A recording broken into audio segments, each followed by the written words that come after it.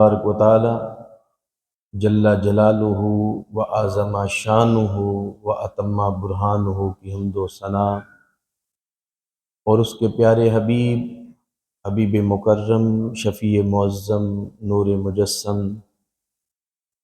مولائے کل، دانائے سبل، ختم الرسل، حسن کل، اخلاق کل، وارث جنا، وجہ تخلیق زمین و زماں، دستگیر جہاں، غم گسار زماں، سید سربراں، حامی بے کساں،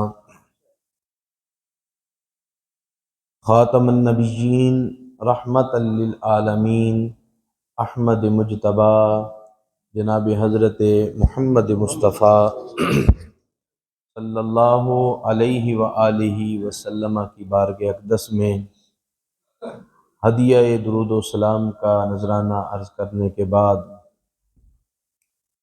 میرے نہایت ہی واجب الاحترام بزرگوں، دوستوں، عزیز بھائیوں، اللہ تبارک و تعالیٰ کا بے پناہ احسان اور شکر ہے جس کی توفیق کے ساتھ رمضان المبارک کا تیسرا جمعۃ المبارک ہمیں نصیب ہو رہا ہے۔ اللہ تعالیٰ کے حضور دعا ہے ہم سب کا یہاں بیٹھنا، سننا، سنانا اپنی بارگاہ عالیہ میں شرف قبولیت عطا فرمائے اور پھر ہم سب کے لیے بخشش کا ذریعہ بنائے۔ محترم حاضرین، جو میں نے آیت مقدسہ کی تلاوت کی ہے، اللہ رب العزت نے اہل بدر کا وہاں ذکر فرمایا ہے۔ آج کے خطبہ جمعہ میں شہدائے بدر کی بارگاہ میں نذرانہ عقیدت ہے۔ اللہ رب العزت نے ارشاد فرمایا، وَلَقَدْ نَصَرَكُمُ اللَّهُ بِبَدْرٍ وَأَنْتُمْ أَذِلَّةٌ، البتہ تحقیق اللہ نے تمہاری مدد فرمائی بدر کے میدان میں جب تم بے سر و سامان تھے۔ سامان کتنا تھا؟ تھے جن کے پاس 2 گھوڑے، 6 زریں، 8 شمشیریں، اور بدلنے جا رہے تھے دنیا بھر کی تقدیر۔ اور لوگ بھی حیران تھے کہ عرب کے سرداروں کے مقابلے میں جانے والے کون لوگ ہیں کہ جن کے جسم پہ قمیض کوئی نہیں، پاؤں میں جوتا کوئی نہیں، کھانے کے لیے روٹی کوئی نہیں۔ تو کسی نے صحابہ کرام کو جاتے ہوئے طنز کے ساتھ پوچھا کہ یہ بھوکے پیاسے یہ لوگ جا رہے ہیں کن کے مقابلے میں؟ عرب کے سرداروں کے مقابلے میں۔ کسی صحابی نے سنا تو انہوں نے جواب دیا، کسی شاعر کی صورت میں جواب یہ تھا کہ نہ تیغ و تیر پر تکیہ، نہ ہنجر پر، نہ بالے پر، بھروسہ ہے تو ایک سادہ سی کالی کملی والے پر۔ ہمیں بس حضور پہ بھروسہ ہے، حضور کے بھروسے پہ ہم ساتھ جا رہے ہیں۔ تو حضور علیہ الصلوۃ والسلام ابھی 2 ہجری ہے، ہجرت فرما کے دوسرا سال ہی ہوا ہے، 1 سال گزرا ہے، اور 12 رمضان المبارک کا روزہ تھا۔ اللہ رب العزت نے فرمایا، اے پیارے مصطفیٰ اپنے غلاموں سے کہیں کہ اب اللہ تبارک و تعالیٰ نے تم پہ جہاد فرض کر دیا ہے۔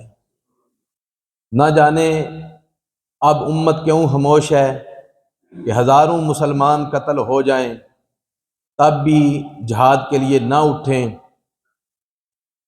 لیکن ہمیں صحابہ کی زندگی سے سبق ملتا ہے کہ جب مسلمانوں پہ ظلم ہونا شروع ہو جائے، اگر اس وقت مسلمان نہیں اٹھیں گے تو پھر مسلمانوں کو ہمیشہ دبا لیا جاتا ہے، پھر وہ اٹھنے کی طاقت ان کے اندر ختم ہو جاتی ہے۔ تو صحابہ کرام کو حضور علیہ الصلاۃ والسلام نے فرمایا، اے میرے غلاموں، اللہ پاک نے جہاد فرض فرما دیا ہے۔ حضرت بلال نے اعلان کر دیا، لوگ جمع ہونے شروع ہو گئے۔ مسجد نبوی شریف اس دن کیسا منظر ہوگا کہ جب پہلی دفعہ صحابہ اللہ کے راستے میں لڑنے کے لیے نکلنے لگے۔ مسجد نبوی کے اندر دیوانوں، عاشقوں اور پروانوں کے گروہ آنے لگے، جو حضور کے نام پر گردنیں کٹانے کا جذبہ اندر رکھتے تھے۔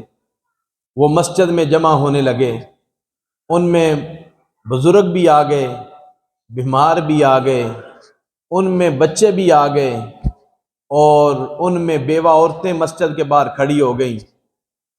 حضور ہمارے لیے کوئی حکم ہے تو ہمیں بتائیں۔ جب حضور علیہ الصلاۃ والسلام نے فرمایا کہ جو مسجد میں آ گئے ہیں ان کی گنتی کی جائے، تو تاریخ میں آتا ہے جب گنتی ہو رہی تھی تو ان میں 2 بچے بھی موجود تھے، ایک کا نام تھا معوذ، ایک کا نام تھا معاذ۔ حضور علیہ السلام نے فرمایا، بچوں، یہ اسلام کی پہلی جنگ ہے، اس سے پہلے کوئی جنگ نہیں لڑی گئی، اور تمہیں نہیں پتا کہ جنگوں کے اندر معاملات کیسے ہوتے ہیں۔ تمہاری عمر چھوٹی ہے، تم واپس چلے جاؤ۔ قربان جائیں، بچوں کی سوچ کتنی اعلیٰ تھی۔ انہوں نے عرض کی، یا رسول اللہ صلی اللہ علیہ وسلم، آپ یہ فرمائیں کہ جنگ کے اندر عمر لڑتی ہے یا جذبہ لڑتا ہے؟ میرے آقا علیہ السلام نے فرمایا، جذبہ لڑتا ہے۔ تو انہوں نے عرض کی، حضور جذبہ تو ہمارے اندر بڑوں جیسا ہے۔ حضور نے بڑے کو قبول فرما لیا، چھوٹے کو پھر بھی فرمایا کہ تم واپس چلے جاؤ۔ تو انہوں نے کہا کہ حضور میرے بڑے بھائی کو قبول کیوں کیا ہے؟ فرمایا، یہ چونکہ بڑا ہے، اس کے جذبات زیادہ تیز ہیں۔ تو چھوٹے کی زبان پہ لفظ تھے، یا رسول اللہ صلی اللہ علیہ وسلم، میرے اندر جذبات اپنے بڑے بھائی سے بھی زیادہ ہیں۔ حضور نے عذر محبت اور شفقت فرمانے لگے، کیا تم کشتی کرتے ہو میرے سامنے؟ وہ دونوں کشتی کرنے لگے تو جبریل علیہ السلام بھی آ گئے یہ منظر دیکھنے کے لیے۔ جب کشتی کرنے لگے تو جو چھوٹے بھائی نے جملے اپنے بڑے بھائی کے کان میں کہے، تاریخ نے وہ بھی محفوظ کیے ہیں۔ چھوٹے بھائی بڑے بھائی کے کان میں کہہ رہا تھا، بھائی جان، جسے نبی قبول فرما لے اسے واپس نہیں بھیجتے، آپ کو تو حضور نے قبول کر لیا ہے، مہربانی ذرا فرمائیں نا، پاؤں ذرا پھسلا دیں، نیچے گر جائیں اور میں آپ کے اوپر گر جاؤں تاکہ نبی مجھے بھی قبول فرما لیں۔ تو پھر اسی طرح ہوا، دونوں بھائیوں کو قبول کر لیا گیا۔ حضور علیہ الصلاۃ والسلام نے دونوں کو شاباش دی، اور جس قوم کے بچوں کے یہ جذبات ہوں وہ قومیں کس طرح ہار سکتی ہیں۔ وہ وقت تھا کہ مسلمانوں کے ہاتھوں میں تلواریں تھیں، مسلمانوں کے ہاتھوں میں قرآن تھے۔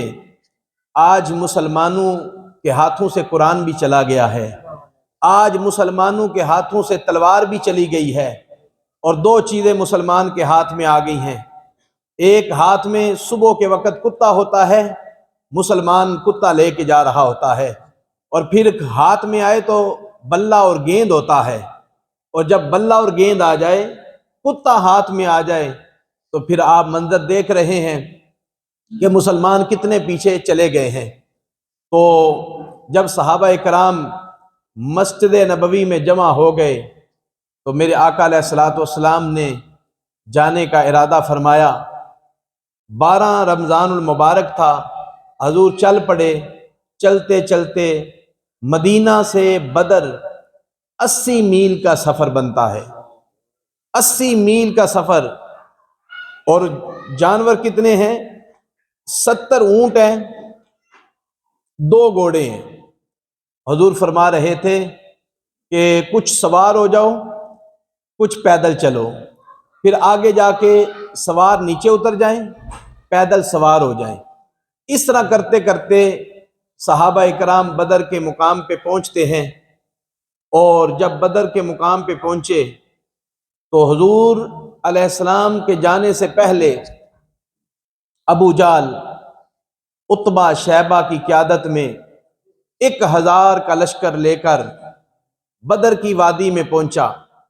صاف میدان اس نے اپنے لیے چنا، وہاں ڈیرا لگایا۔ ساتھ عورتیں بھی تھیں، شرابیں بھی تھیں، اور یہ ذہن بنا کے آئے تھے کہ آج فیصلہ کن ہم جنگ لڑیں گے، مدینہ کی ہستی کو ہم ختم کر دیں گے، مسلمانوں کا نام و نشان ختم کر دیں گے۔ ان کو یہ پتا تھا کہ مسلمانوں کی تعداد بہت کم ہے، 313 بنی، اور ان کے پاس کچھ بھی نہیں تھا، اور ادھر ابو جہل کے پاس تعداد بہت زیادہ، اسلحہ بہت زیادہ۔ اسے اپنے اسلحے پہ بڑا گھمنڈ تھا، اسے اپنی تعداد پہ، کثرت پہ بڑا گھمنڈ تھا۔ حضور کے غلاموں کو، حضور علیہ السلام کے غلاموں کو اپنے نبی کی غلامی پہ ناز تھا۔ صحابہ کرام حضور کے ساتھ محبت کے ساتھ چلے۔ ابو جہل نے وہاں آ کے ڈیرا لگایا۔ ان کے پاس 700 اونٹ ہیں، 100 گھوڑے ہیں، تلواروں کا حساب ہی کوئی نہیں۔ فیصلہ کن جنگ لڑنے کے لیے آ گئے ہیں۔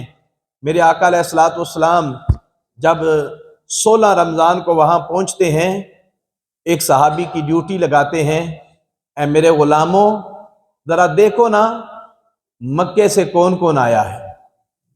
ایک صحابی نے عرض کی حضور عتبہ آیا ہے، شیبہ آیا ہے، ولید آیا ہے، ابو جہل آیا ہے، حارث بن عامر آیا ہے۔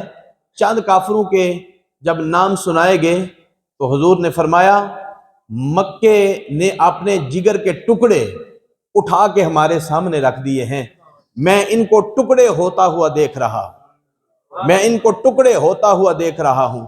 حضور علیہ الصلوۃ والسلام بدر کی وادی میں 16 رمضان کو پہنچتے ہیں۔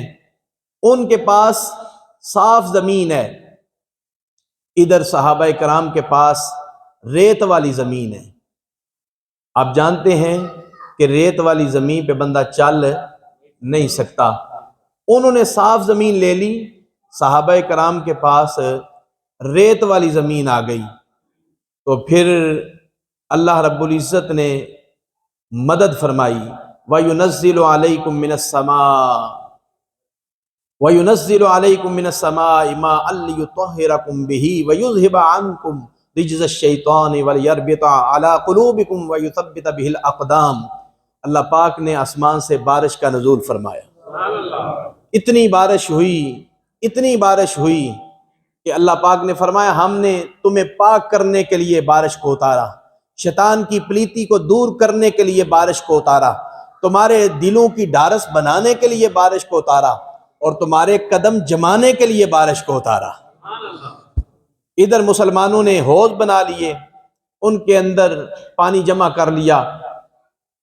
ابو جہل جس زمین کے اوپر تھا وہ زمین دلدل بن گئی، اگر ایک قدم آگے چلتا ہے تو 2 قدم پیچھے چلا جاتا ہے، لیکن ادھر صحابہ کرام کے لیے زمین کو مضبوط کر دیا گیا۔ 16 رمضان کو حضور علیہ الصلوۃ والسلام سر سجدے میں رکھ کے جو حضور نے دعا مانگی، وہ دعا زندگی میں ایک بار ہی مانگی، ایسی دعا حضور نے دوبارہ نہیں مانگی۔ وہ دعا کیا تھی؟ یا حی یا قیوم برحمتک استغیث یا رب ان تہلک ہذہ العصابۃ فلن تعبد فی الارض ابدا۔ اے اللہ ہماری مدد فرما۔ 313 تھے جنہوں نے تجھے مانا ہے، جنہوں نے مجھے مانا ہے، وہ چن کے میں لے آیا ہوں۔ اے اللہ ہماری مدد فرما۔ اگر یہ ہلاک ہو گئے نا تو تجھے رب کوئی نہیں مانے گا، تجھے معبود کوئی نہیں مانے گا، تجھے سجدہ کوئی نہیں کرے گا، تیرا نام لینے والا کوئی نہیں ہوگا۔ حضور نے اس ناز کے ساتھ دعا مانگی، تو پھر کیا ہے، حضور علیہ الصلوۃ والسلام نے یہ دعا رات کو بھی مانگی ہے اور پھر بدر کے دن کو بھی مانگی ہے۔ بدر کے دن کے حوالے سے پہلے ذکر کرتے ہیں، حضور علیہ الصلوۃ والسلام 17 رمضان کو دعا مانگ رہے ہیں۔ حضرت علی شیر خدا رضی اللہ تعالی عنہ فرماتے ہیں حضور نے یہ دعا مانگی، ہم نے دیکھا بدر کی وادی میں تیز ہوا چلی، تیز ہواؤں کے جھونکے آئے، وہ کیا تھے؟ وہ ملائکہ اتر رہے تھے، وہ فرشتے اتر رہے تھے۔ حضرت علی فرماتے ہیں 3 دفعہ یہ معاملہ ہوا، 3 دفعہ بڑی تیزی کے ساتھ ہوا کے جھونکے آئے۔ پہلی دفعہ جب ہوا کا جھونکا آیا اس وقت حضرت اسرافیل علیہ السلام آئے تھے اور 1000 فرشتہ لے کے آئے تھے۔ حضور کی بارگاہ میں آ کے عرض کرتے ہیں السلام علیکم انا اسرافیل انی ممدکم بألف من الملائکۃ مردفین۔ حضور میں اسرافیل ہوں، میرا سلام قبول فرمائیں، میں 1000 فرشتہ مسلح لے کر آپ کی بارگاہ میں حاضر ہو گیا ہوں۔ حضور پھر دعا مانگتے ہیں یا حی یا قیوم برحمتک استغیث، اے اللہ ہماری مدد فرما۔ حضرت علی پاک فرماتے ہیں پھر تیز ہوا کا جھونکا آیا اور اس ہوا کے جھونکوں سے جو آواز سنی گئی وہ آواز کیا ہے؟ حضرت میکائیل علیہ السلام آتے ہیں، عرض کرتے ہیں السلام علیکم انا میکائیل انی ممدکم بثلاثۃ آلاف من الملائکۃ مسومین۔ حضور میں میکائیل ہوں، میرا سلام قبول فرمائیں، میں 3000 فرشتہ مسلح تیار بالکل وہ لے کر آپ کی بارگاہ میں حاضر ہو گیا۔ حضرت علی پاک فرماتے ہیں پھر تیسری بار تیز ہوا کے جھونکے آئے، پھر کیا تھا؟ فرشتوں کے سردار جبریل آ گئے، جبریل آ گئے، حضور کی بارگاہ میں آ کے عرض کرتے ہیں السلام علیکم انا جبریل انی ممدکم بخمسۃ آلاف من الملائکۃ مسومین۔ حضور میں جبریل ہوں، میرا سلام قبول فرمائیں، میں 5000 فرشتہ لے کر آپ کی بارگاہ میں حاضر ہو گیا۔ میرے آقا علیہ الصلوۃ والسلام نے خوشی کا اظہار فرمایا۔ پھر آواز آئی آنا اسرائیل، حضور میرا سلام بھی قبول فرمائیں، میں اسرائیل ہوں۔ تو حضور نے فرمایا اسرائیل آگے ہو؟ جی آقا آ گیا ہوں۔ فرمایا ہماری طرف کہ ان کی طرف؟ عرض کی حضور آپ کے غلاموں کی طرف آؤں گا تو سلام کرنے کے لیے آؤں گا، آج ان کی گردنیں مروڑنے کے لیے آیا ہوں، حضور ان کا خاتمہ کرنے کے لیے آیا ہوں۔ حضور علیہ الصلوۃ والسلام پھر بھی دعا مانگ رہے ہیں۔ حضرت علامہ شیخ القرآن علامہ عبدالغفور ہزاروی رحمۃ اللہ تعالی علیہ آپ فرماتے ہیں کہ جب 9000 فرشتہ اتر آیا، کتنا فرشتہ؟ 9000 فرشتہ اتر آیا تو حضور نے پھر یہ کلمات کیوں کہے؟ علامہ ہزاروی فرماتے ہیں حضور پھر بھی دعا مانگتے ہیں یا حی یا قیوم برحمتک استغیث، اے اللہ میری مدد فرما، فرشتے آ گئے ہیں تو میں کیا کروں؟ میں نے کون سا فرشتوں کو مانگا ہے؟ میں نے تو تجھے مانگا ہے، میں نے تو تجھے مانگا ہے۔ سانو بھیج کے وچ میدان بدر آپ ہی رہ گئے ہوں یار کنارے آتے، اے اللہ میں نے فرشتوں کو کون سا مانگا ہے؟ میں نے تو تجھے مانگا ہے، میں نے تو تیرا سوال کیا ہے، اے اللہ تو ہماری مدد فرما۔ تو پھر کیا ہے کہ عالم بالا میں کوہرام مچ گیا، جنت میں زلزلہ آ گیا، عرش کانپنے لگا، حوریں چلا اٹھی، یکا یک آواز آتی ہے اے پیارے مصطفیٰ جہاد شروع کریں، انی معکم میں خدا بھی آ گیا، میری رحمت آ گئی ہے آپ کے پاس، میری ذات آپ کے ساتھ ہے۔ پھر حضور علیہ الصلوۃ والسلام کو جب تائید مل گئی، حوصلے بلند ہو گئے اور قبل از وقت فتح کی بشارت سنا دی گئی۔ یہ سارا منظر دعاؤں میں ہو رہا ہے، ابھی جنگ شروع نہیں ہوئی، اور یہ 17 رمضان المبارک کا یہ واقعہ ہے۔ اب آ جائیں 16 رمضان اور 17 کی درمیانی رات کو حضور علیہ السلام نے فرمایا اے میرے غلاموں تم آرام کرو، تم نے صبح جنگ لڑنی ہے، میں پہرا دیتا ہوں، میں پہرا دیتا ہوں۔ دنیا میں وحد یہ قافلہ تھا کہ جرنیل امام الانبیاء ہیں، حضور پہرا دے رہے ہیں، یہاں جرنیل آرام کرتے ہیں، فوجی پہرا دیتے ہیں، یہاں جرنیل آرام کرتے ہیں، سپاہی پہرا دیتے ہیں، مگر قربان جائیں اسلام کی پہلی جنگ پر کہ سپاہی سارے سو گئے، میرے آقا نے فرمایا تم آرام کرو، تمہارا پہرا میں دوں گا، تمہارا پہرا میں دوں گا۔ وہ کتنے قیمتی وجود ہیں کہ جن کے پہرے دار امام الانبیاء بنے ہیں۔ اب صحابہ سونے لگے، اونگنے لگے، ابو جال کی پارٹی رات کو گانے گا رہی ہے، شرابیں پی رہی ہے اور اس طرح کے کام کر رہی ہے۔ حضرت فاروق اعظم فرماتے ہیں میری آنکھ کھلی، میں نے مصطفیٰ کریم علیہ السلام کی ادا کو دیکھا، تیری ہر ادا پہ ہے درود و سلام۔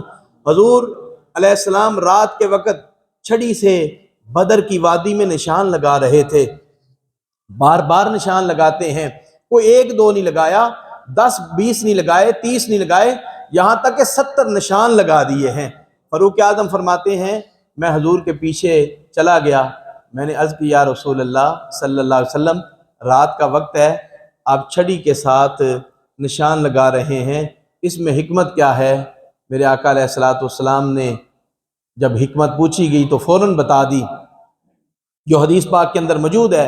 حضور نے فرمایا عمر یہاں صبح کے وقت جب جنگ ہوگی یہاں عتبہ گرے گا، یہاں شیبہ گرے گا، یہاں ابو جال گرے گا، یہاں ولید گرے گا۔ حضور نے کافروں کے نام لے لے کے بتا دیا۔ حضرت انس کہتے ہیں رب کعبہ کی قسم، جس جس جگہ پہ حضور نے نشان لگائے تھے اگر کافر آگے پیچھے بھی گرتا مرتا اسی جگہ پہ تھا جہاں حضور نے نشان لگائے تھے، جہاں حضور نے نشان لگائے تھے۔ یہ رات کا یہ منظر تھا۔ اب صبح کے وقت جب جنگ کا آغاز ہونے لگا، جنگ کا آغاز وہ ابتدا بڑی کمال کی تھی۔ جب جنگ کا آغاز ہونے لگا ابو جال نے 3 سرداروں کو آگے نکالا، عتبہ سامنے آیا، شیبہ سامنے آیا، ولید سامنے آیا۔ میرے آقا علیہ السلام نے فرمایا میرے غلاموں دیکھو ابو جال نے سرداروں کو سامنے پیش کیا ہے، آج میں اللہ کا رسول بھی سرداروں کو سامنے لاؤں گا۔ حضور نے فرمایا علی کہاں ہے؟ علی کے نام پر بولے یار، علی کہاں ہے؟ علی کہاں ہے؟ علی سامنے آ گئے۔ حضور نے فرمایا میرا چچا امیر حمزہ کہاں ہے؟ حضرت امیر حمزہ بھی سامنے آ گئے۔ حضور نے فرمایا ابو عبیدہ ابن الجراح کہاں ہے؟ وہ بھی سامنے آ گئے۔ یہ بھی تینوں سردار تھے۔ اللہ اکبر۔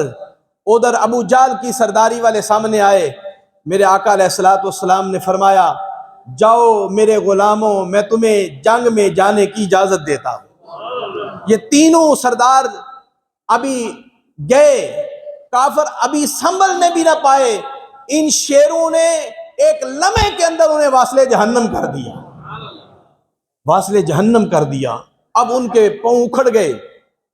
ابتدان 2 3 سردار سامنے آئے، لڑتے رہے، جب لڑ لڑ کے تھک ہار گئے اور مرتے گئے، آخر کفار نے فیصلہ کیا کہ سارے کٹھے ان پہ چڑھائی کر دو۔ اب ختم کھتا جنگ شروع ہو گئی۔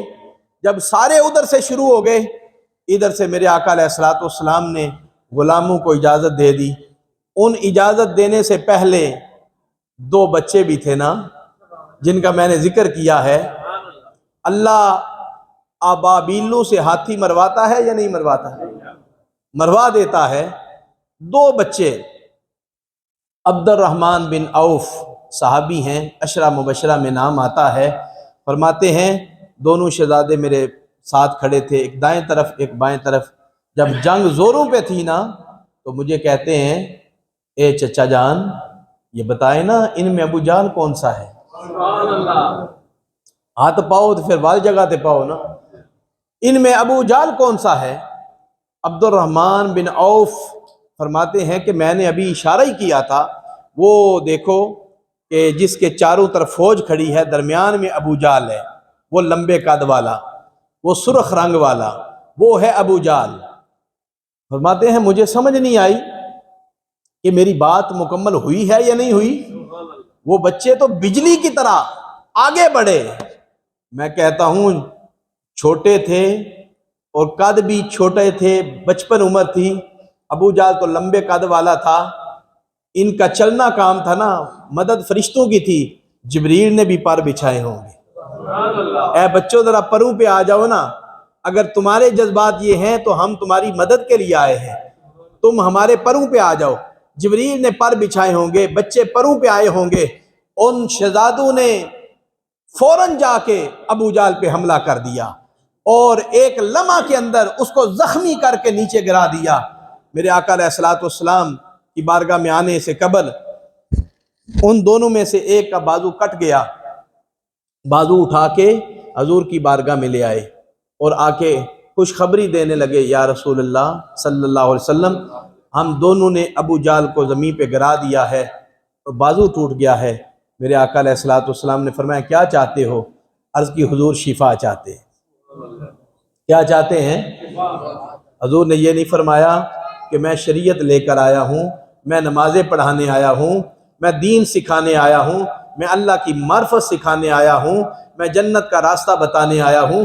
یہ کسی حکیم کے پاس جاؤ، کسی ڈاکٹر کے پاس جاؤ، کسی طبیب کے پاس جاؤ، حضور نے یہ کلمات نہیں کہے، بلکہ جب صحابی نے عرض کی حضور بازو مجھے چاہیے، ابھی چاہیے، میرے آقا علیہ السلام نے اپنا لعاب دہن لگایا اور لگا کے جوڑ کے حضور علیہ السلام نے فرمایا کہ اے میرے غلام ذرا بازو سیدھا کرو نا، دکھاؤ جڑ گیا ہے یا نہیں جڑا۔ بازو اتر بھی جائے نا، ٹوٹا ہوا جوڑا جائے تو 2 ماہ یا 3 ماہ لگتے ہیں، 6 مہینے بھی لگ جاتے ہیں، اور ڈاکٹر کہتے ہیں ہلانا نہیں ہے، اٹھا کے رکھنا ہے، کام نہیں کرنا۔ کریم آقا علیہ الصلوۃ والسلام کی شان پہ قربان نہ جائیں، ادھر لعاب دہن لگایا، ادھر فرمایا میرے سامنے بازو چھوڑ دو تو دکھاؤ ٹھیک ہوا ہے یا نہیں ہوا ہے، اور صحابی فوراً سیدھا بازو کرتے ہیں اور بالکل بازو ٹھیک ہو چکا ہے۔ میرے آقا علیہ السلام نے فرمایا کون ہے جو ابو جال کی ہمیں آ کے خبر سنائے گا کہ ابو جال واصل جہنم ہو چکا ہے۔ حضرت عنہ آپ کو اجازت دی گئی۔ عبداللہ بن مسعود فرماتے ہیں جب میں گیا نا، ابو جال کے ابھی چند سانس باقی تھے، میں اس کے سینے پہ جا کے بیٹھا، اس کی داڑھی کو میں نے پکڑا اور مجھے کہنے لگا کہ بڑا ہی افسوس ہوا ہے کہ مجھے مدینہ پاک کے بچوں نے مار دیا ہے۔ جاتے ہوئے اس کا غرور اندر ہی تھا، کاش مجھے کوئی قریش میں سے مارتا، وہ دہقانی یعنی زمیندار لوگ ہیں، انصار ہیں، زمین وہ ہل چلاتے ہیں زمین کے اندر، کاش کوئی مجھے قریشی مارتا تو مجھے افسوس نہ ہوتا۔ ایک بچے انصار کے مدینے میں رہنے والے کھیتی باڑی کرنے والے مجھے مار گئے، مجھے اس بات پہ بڑا افسوس ہے۔ اور پھر چند لمحوں کے بعد وہ واصل جہنم ہو گیا۔ حضرت عبداللہ بن مسعود نے آ کے عرض کی حضور واصل جہنم ہو چکا ہے، تو میرے آقا علیہ السلام نے اللہ کی تعریف کی، اے اللہ تیرا شکر ہے کہ تیرا دشمن دنیا سے چلا گیا ہے۔ اور حضور نے فرمایا ایک موسیٰ کا فرعون تھا اور ایک میری امت کا فرعون تھا، الحمدللہ آج میری امت کا فرعون مر گیا ہے، آج میری امت کا فرعون ختم ہو گیا ہے۔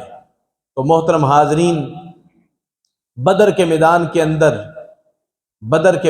اندر جب جنگ زوروں پہ تھی تو اس وقت 14 صحابہ کرام شہید ہو گئے اور ان کے 70 سردار مارے گئے، 70 قیدی ہو گئے، اور باقی جتنے بھی تھے وہ سارے میدان چھوڑ کے بھاگ گئے، میدان چھوڑ کے بھاگ گئے۔ اور جو قیدی ہوئے ان میں حضور علیہ الصلوۃ والسلام کے چچا بھی تھے، جن کا نام حضرت عباس ہے رضی اللہ تعالیٰ عنہ۔ حضور علیہ الصلوۃ والسلام نے صحابہ سے مشورہ کیا، مجھے مشورہ دو میں ان کے بارے میں کیا کروں۔ رات کو ان کو رسیوں کے ساتھ باندھا گیا، مضبوط رسیوں کے ساتھ باندھا گیا، اور اس وجہ سے ان کے چیخنے کی آوازیں آنے لگی۔ تو حضور علیہ الصلوۃ والسلام رات کو بیدار ہوئے تو ایک صحابی عرض کرتے ہیں حضور کیا وجہ ہے کہ آپ آرام نہیں کر رہے؟ تو حضور نے فرمایا ان کے چیخنے کی وجہ سے مجھے نیند نہیں آ رہی۔ تو عرض کی حضور کیا حکم ہے؟ میرے آقا علیہ السلام نے فرمایا ان کے بند ڈھیلے کر دو۔ اتنا ظلم کیا ہے انہوں نے، مگر حضور کے دل میں انسانیت کا پھر بھی کتنا درد ہے کہ جب اسلام نے غلبہ پا لیا تو حضور کا دل فوراً نرم ہو گیا۔ حضور نے فرمایا ان کے رسے ڈھیلے کر دیے جائیں۔ صبح کچہری لگی، دربار مصطفیٰ کریم علیہ السلام میں سب کو پیش کیا گیا۔ صحابہ کرام سے فرمایا مجھے مشورہ دو میں کیا کروں۔ فاروق اعظم اٹھے، عرض کی حضور میرا مشورہ ہے جن جن کے رشتہ دار ہیں ان کے سپرد کیا جائے، وہ انہیں اپنے ہاتھوں کے ساتھ قتل کر دیں۔ میرے آقا نے فرمایا عمر بیٹھ جاؤ۔ سیدنا صدیق اکبر کھڑے ہوئے، حضور نے فرمایا پیارے ابو بکر تم مشورہ دو میں کیا کروں؟ عرض کرتے ہیں حضور میرا یہ مشورہ ہے کہ ان سے فدیہ لے کر انہیں آزاد کر دیا جائے۔ ہو سکتا ہے یہ کلمہ پڑھ لیں، نہیں پڑھیں گے تو ان کی اولاد کلمہ پڑھ لیں، تو جو غریب ہیں جن کے پاس فدیے کے پیسے نہیں ہیں وہ مسلمانوں کو لکھنا پڑھنا سکھا دیں۔ تو حضور کو ابو بکر کا یہ مشورہ انتہائی زیادہ پسند آیا، تو اسی مشورے پہ عمل کیا گیا۔ حضور نے فرمایا فدیہ دیتے جاؤ آزاد ہوتے جاؤ۔ جو فدیہ دینے والے تھے انہوں نے فدیہ دیا۔ حضرت عباس کی باری آئی تو حضور نے فرمایا چچا فدیہ دو آزاد ہو جاؤ۔ انہوں نے آگے سے پتہ کیا کہا؟ اے محمد صلی اللہ علیہ وسلم میں غریب ہوں، میں غریب ہوں، آپ کا کیا خیال ہے کہ آپ کا چچا لوگوں سے بھیک مانگے؟ میرے آقا علیہ السلام نے مسکرا کے کہا چچا تم غریب نہیں ہو، تم غریب نہیں ہو۔ حضور نے پھر ایک غیب کی خبر بیان کر دی۔ وہ کیا تھی کہ جب یہ آنے لگے تو سونا دفن کیا انہوں نے، اپنی بیوی کو ساتھ لیا جو حضور کی چچی جان ہے ام فضل، ان کو ساتھ لیا اور ایک جگہ پہ سونا دفن کیا اور کہا اگر میں بچ کے آ گیا تو سونا نکال لوں گا، اگر بدر کی وادی میں مارا گیا تو سونا نکال لینا، تمہیں پتا ہے مجھے پتا ہے تیسرے کسی شخص کو پتا نہیں ہے۔ یہ ہمارے آقا علیہ السلام کی شان دیکھیں، حضور کا علم غیب دیکھیں۔ جب حضرت عباس نے بار بار کہا اے محمد میں غریب ہوں، اے محمد میں غریب ہوں، آپ کا خیال ہے میں لوگوں سے بھیک مانگوں؟ میرے آقا علیہ السلام فرماتے ہیں تم غریب نہیں ہو، تم امیر ہو۔ جب انہوں نے بار بار اسی بات پہ اصرار کیا، بات بڑھتی گئی، تو میرے آقا علیہ السلام نے فرمایا اے عباس میں حقیقت کھولوں؟ ان کا خیال تھا میاں بیوی کے راز کی بات تیسرے کو نہیں پتا، محمد کو کیسے پتا ہوگا؟ میرے آقا علیہ السلام نے فرمایا عباس میں حقیقت کھولوں؟ کہا کھولیں۔ میرے آقا علیہ السلام نے فرمایا جب تم مکے سے نکلے تھے میری چچی تمہاری بیوی ام فضل کیا فلاں وادی پہ تم نے سونا دفن نہیں کیا؟ یہ بات نہیں ہوئی؟ پھر کیا تھا؟ حضرت عباس کے نصیب چمکنے لگے، بس اتنی بات سنی اور کہنے لگے ہاں ہاں دل گواہی دیتا ہے جو بدر کی وادی میں بیٹھ کے مکے کی خبریں دیتا ہے وہ اللہ کا سچا ہی رسول ہو، وہ محمد عربی سچا رسول ہے۔ اور اتنی بات سننے پر انہوں نے اسلام کو قبول فرمایا ہے۔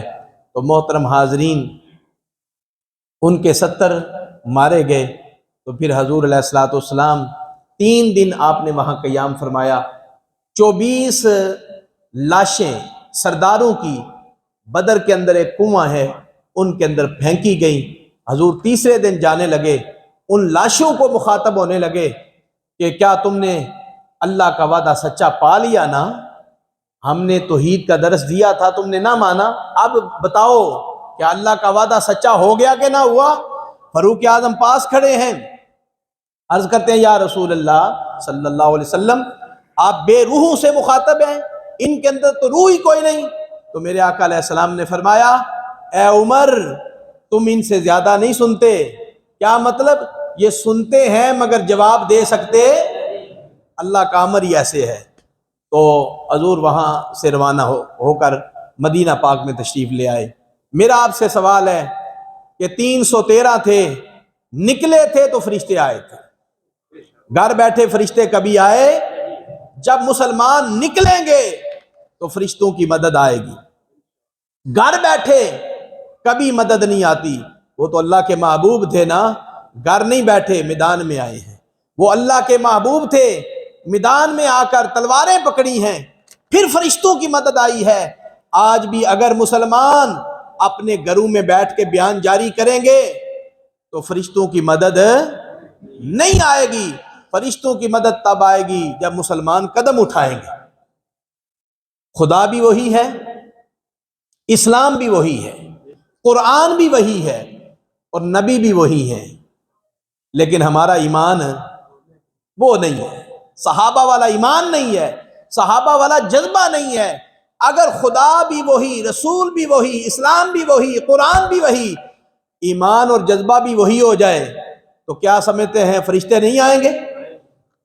آج بھی ہو، اگر ابراہیم سا امام پیدا آگ کر سکتی ہے اندازے گلستان پیدا، آج بھی ہو سکتا ہے یہ سارا معاملہ۔ تو محترم حاضرین، 17 رمضان المبارک کو یہ جنگ لڑی گئی ہے اور 14 صحابہ کرام نے جام شہادت نوش فرمایا ہے۔ یہ اسلام کی پہلی جنگ تھی، اللہ تعالیٰ نے شاندار مسلمانوں کو فتح سے نوازا ہے۔ آج تک کفر کانپتا ہے، جب بھی بدر کا ذکر سنتا ہے تو کفر کانپ اٹھتا ہے، کیونکہ اس دن کفر سننگو ہو گیا تھا، کفر ذلیل ہو گیا تھا۔ اور جب بھی کفر میدان بدر کا ذکر چھیڑتا ہے یا سنتا ہے اور کانپ اٹھتا ہے کہ 1000 کا لشکر، 313 بوڑھے بچے سارے بیمار شامل تھے، پھر بھی جنگ جیت کے چلے گئے۔ تو یہ واقعہ سن کے آج بھی وہ کانپتے ہیں۔ اس کے ساتھ ساتھ جنگ بدر کا ذکر تو ہم نے کر لیا، اس کے ساتھ آج غالباً 18 رمضان المبارک ہے اور اتوار والے دن 20 رمضان المبارک بھی ہے۔ حضور علیہ الصلوۃ والسلام نے فرمایا جو آخری عشرے کا اعتکاف کرے، کیا کرے؟ جو آخری عشرے کا، آخری 10 دن کا اعتکاف کرے۔ اس حدیث کے راوی کون ہیں؟ امام حسین رضی اللہ تعالیٰ عنہ۔ امام حسین راوی ہیں کہ امام الانبیاء نے فرمایا جو چاہتا ہے اللہ تبارک و تعالیٰ مجھے 2 حج اور 2 عمروں کا ثواب عطا کرے، اسے چاہیے کہ آخری عشرے کا اعتکاف کرے۔ مسلمانوں کے حج کرنے کا وقت آ گیا ہے، مسلمانوں کے عمرہ کرنے کا وقت آ گیا ہے، یا یوں کہہ لیں غریبوں کے حج کرنے کا وقت آ گیا ہے، غریبوں کے عمرہ کرنے کا وقت آ گیا ہے۔ غریب بندہ وہاں نہ جا سکے، اللہ کے محبوب نے ان کے لیے بشارت دے دی۔ حضور نے فرمایا جو آخری 10 دنوں کا، آخری عشرے کا اعتکاف کرے گا، وہ گویا اس نے 2 حج بھی پڑھ لیے ہیں، 2 عمرے بھی پڑھ لیے ہیں۔ اور دوسری حدیث پاک جسے حضرت انس نے روایت کیا ہے، حضرت انس رضی اللہ تعالیٰ عنہ، وہ فرماتے ہیں امام الانبیاء صلی اللہ علیہ وسلم نے فرمایا جو آخری عشرے کا اعتکاف کرے گا صدق اور اخلاص کے ساتھ، صدق اخلاص، اخلاص کا مطلب ہے کہ اللہ کی رضا مقصود ہو، آرام مقصود نہ ہو کہ گارا لیں کوئی جان چھٹی 4 دن سکون لو، یہ مقصد نہ ہو۔ اللہ کی رضا کے لیے اس نے کاروبار ترک کیا، اس نے دنیا داری ترک کی، اس نے بہن بھائیوں کو چھوڑا، اس نے والدین کو چھوڑا، اس نے دنیا کے نظام کو معطل کر دیا، اللہ کو راضی کرنے کے لیے وہ مسجد میں ڈیرا لگا کے بیٹھ گیا۔ صدق، زبان پہ سچائی، اس نے اس بات کا پختہ اعلان کر دیا کہ آج کے بعد میری زبان پہ سچا جملہ آئے گا، جھوٹ نہیں بولوں گا، اخلاص کے ساتھ اللہ کے گھر میں 10 دن ڈیرا لگا کے بیٹھ جائے، امام الانبیاء فرماتے ہیں اللہ تبارک و تعالیٰ اسے 1000 سال کی عبادت کا ثواب عطا فرمائے۔ 1000 سال، 1000 سال کی عبادت کا ثواب عطا فرمائے گا۔ اور اسی حدیث کے اندر یہ ذکر بھی ہے کہ 1000 سال کا ثواب بھی عطا فرمائے گا، اور قیامت کے دن اللہ اپنے عرش کے سائے میں جگہ بھی عطا فرمائے گا، عرش کے، جبکہ عرش کے علاوہ سایہ کوئی نہیں ہوگا۔ یہ بڑا سنہری موقع ہے، اس موقع کو ضائع نہ کرنا۔ بالخصوص جو زندگی میں کبھی اعتکاف نہیں کر سکا، نہ جانے آئندہ رمضان المبارک کو موقع ملے یا نہ ملے، کوئی پتہ نہیں۔ آپ ابھی ذہن میں لائیں تو آپ کو خبر مل جائے گی کہ پچھلے سال کافی لوگ تھے، آج نظر آ رہے اسی طرح ہے نا جی۔ پچھلے سال تھے، ادھر نماز پڑھتے تھے، آج ہمارے اندر موجود نہیں ہے۔ آئندہ سال نہ جانے آپ میں سے، ہم سب میں سے کون ہوگا کون نہیں ہوگا۔ سنہری موقع ہے، ایک دفعہ تو ضرور اعتکاف کریں۔ اور جو ہر سال بیٹھتے ہیں وہ تو نور علی نور ہے، ان کے لیے بڑی سعادت کی بات ہے۔ اور یقیناً جو ایک بار بیٹھتا ہے اس کو اتنا سکون ملتا ہے، اتنی لذت ملتی ہے، یقین فرمائیں کہ اس کا دل کرتا ہے بار بار بیٹھے، بار بار بیٹھے۔ اور اعتکاف کا ذکر بھی ہو گیا۔ اعتکاف کرنے کے لیے میں اختصار کے ساتھ عرض کر دیتا ہوں، امام الانبیاء صلی اللہ علیہ وسلم کا اعتکاف مبارک کیا ہے۔ حضور فجر کی نماز پڑھاتے، مسجد نبوی میں سفید چادریں لگی ہوتی تھی، ان میں حضور ضرورت کی تھوڑی سی چیزیں رکھتے، فجر کی نماز پڑھا کے حجرہ مبارک میں تشریف لے جاتے، اور اشراق کی نماز تک بیٹھے رہتے، چاشت کی نماز تک بھی بعض اوقات بیٹھے رہتے، بعض اوقات اشراق پڑھ کے تھوڑا سا آرام کرتے، پھر وضو فرما لیتے، اور پھر چاشت کی نماز پڑھ کے حضور ظہر تک آرام فرماتے۔ ظہر سے عصر تک آپ قرآن پاک کی تلاوت کرتے۔ کیسا عجیب منظر ہوگا، جن پہ قرآن اترا ہے وہی قرآن پڑھ رہے ہیں۔ پھر عصر سے مغرب تک حضور اللہ کا ذکر کرتے۔ مغرب کے وقت آپ صلی اللہ علیہ وسلم کھجور کے ساتھ روزہ کھولتے، کبھی پانی کے ساتھ، کبھی دودھ کے ساتھ، پھر صحابہ کرام کو جماعت فرماتے، پھر 6 نفل ادا کرتے۔ 6 نفل یہی 2 سنتے، 2 نفل مزید 2 نفل۔ علماء نے کہا ہے یہ 6 رکھتے ہیں آپ حجرہ مبارک میں آ کے ادا فرماتے، اور ہلکی سی غذا آپ استعمال فرماتے۔ پھر عشاء کی نماز کے لیے صحابہ کرام کے اندر تشریف لاتے، جماعت فرماتے، اور جماعت فرمانے کے بعد عشاء کی نماز پڑھنے کے بعد پھر آپ 20 رکعتیں نماز تراویح ادا کرتے۔ کتنی رکھتے ہیں؟ بہقی شریف کے اندر حدیث پاک ہے، ان ابن عباس رضی اللہ تعالی عنہ ان النبی صلی اللہ علیہ وسلم کان یصلی فی رمضان 20 رکعتا۔ حضرت عبداللہ بن عباس فرماتے ہیں، جنہوں نے براہ راست رسول اللہ سے دین سیکھا ہے، فرماتے ہیں امام الانبیاء 20 رکعتیں نماز تراویح ادا فرماتے۔ اب کوئی اس میں شک ہے؟ بات ختم ہو گئی۔ یہ فضول گفتگو لوگ کرتے ہیں، جب امام الانبیاء کا بیان موجود ہے، صحابی کا بیان آ گیا ہے تو بات ختم ہو گئی۔ امتی کا حق ہی نہیں بنتا کہ وہ اس بات پہ بحث کرے۔ حضور علیہ الصلوۃ والسلام نے 20 رکعتیں نماز تراویح پہلے پڑھائی ہے 3 دن، اس کے بعد چھوڑی ہے کیونکہ امت پہ فرض نہ ہو، تو حضور نے 20 رکعتیں نماز تراویح پر اپنا معمول بنائے رکھا ہے۔ تو اسی انداز کے ساتھ حضور نے اعتکاف فرمایا ہے۔ ظاہری طور پر مسجد نبوی میں حضور اعتکاف کرتے تھے، لیکن حقیقتاً اللہ کی بارگاہ میں کرتے تھے، اللہ کی بارگاہ میں بیٹھا کرتے تھے۔ تو محترم حاضرین، اعتکاف ضرور فرمائیں۔ اور نمبر 3، 17 رمضان المبارک کو ام المومنین حضرت عائشہ صدیقہ رضی اللہ تعالی عنہا آپ کا وصال مبارک کا دن ہے۔ ام المومنین کی شان کیا بیان کریں، بس اتنا ہی جملہ کہتا ہوں، آج جس حجرے کے اندر امام الانبیاء صلی اللہ علیہ وسلم ہمیشہ کے لیے آرام فرما رہے ہیں، وہ حجرہ حضرت عائشہ پاک کا ہے، وہ حجرہ حضرت عائشہ پاک کا ہے۔ جس حجرے کے اوپر دائیں بائیں 70,000 فرشتے صبح آتے ہیں، 70,000 فرشتے شام کو آتے ہیں، اور جو ایک بار آتا ہے قیامت تک دوبارہ باری نہیں آتی۔ ہر وقت حضرت عائشہ پاک کے حجرے پہ درود و سلام پڑھا جا رہا ہے۔ محترم حاضرین، ان کے اصال ثواب کے لیے بعد میں انشاءاللہ العزیز ہم مبارک کے اندر امام الانبیاء صلی اللہ علیہ وسلم آپ سخاوت فرمایا کرتے تھے، تیز آندھی کی طرح، یہ حدیث پاک کے لفظ ہے، تیز آندھی کی طرح حضور سخاوت کرتے تھے۔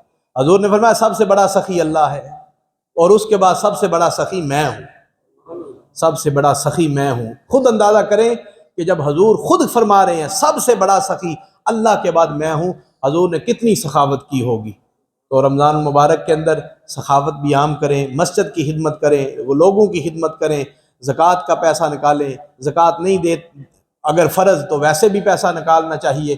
محترم آصف صاحب نے سنا ہے، اللہ پاک قبول فرمائے۔ مزید اپنے فوت شدگان کے نام پر، آپ اصال ثواب کے نام پر آپ جو ہے پیسہ دیں گے تو ان کو قبر کے اندر راحت ملے گی، قبر کے اندر سکون ملے گا۔ اللہ تعالیٰ کے حضور دعا ہے رمضان المبارک کی بہاریں اور رمضان المبارک کی برکتیں ہم سب کو نصیب فرمائے۔ وآخر دعوانا ان الحمد للہ۔